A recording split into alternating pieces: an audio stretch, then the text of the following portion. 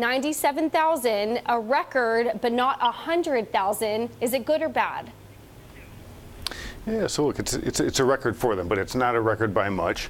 And then you had Musk saying that they could probably get to 100,000 vehicles if they pushed. I do wonder if he hadn't said anything, if the shares would be reacting better, because it really was a solid quarter for them.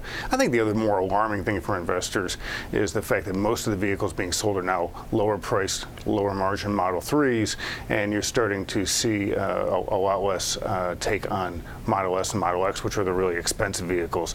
And the question for investors is, okay, where are the profits going to come from if you're selling a lot of these smaller, cheaper, lower margin vehicles? Gene, what's your take on the 97,000 number? Taylor, I think it's a great number. I am in the camp also that it would be perceived as much better if not for the Friday email. And I think that there's two topics here. There's what's going on with the fundamentals of Tesla, and then there's what's going on with the communications around the story.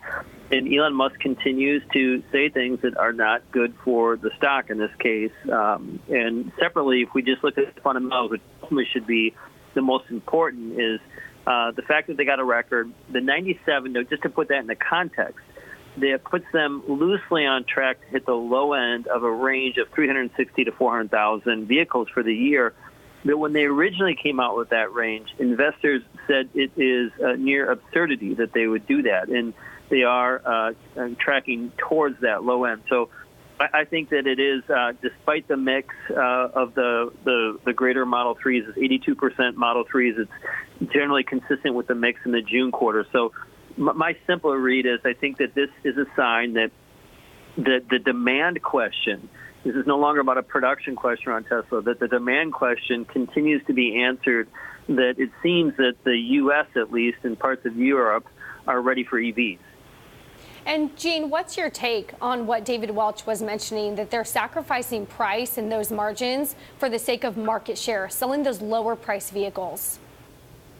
My view, it's true that's a fact, but my view is that the sweet spot of electrification is going to be in lower cost, lower margin vehicles, and it's still call it 2% of vehicles in the U.S. So I think that even though that is at a high level, that is not a good trade from higher margin to lower margin, but just the size of the market is so massive. That's the real sweet spot of the S-curve. I think it's the right thing for the company to continue to aggressively pursue that part of the market.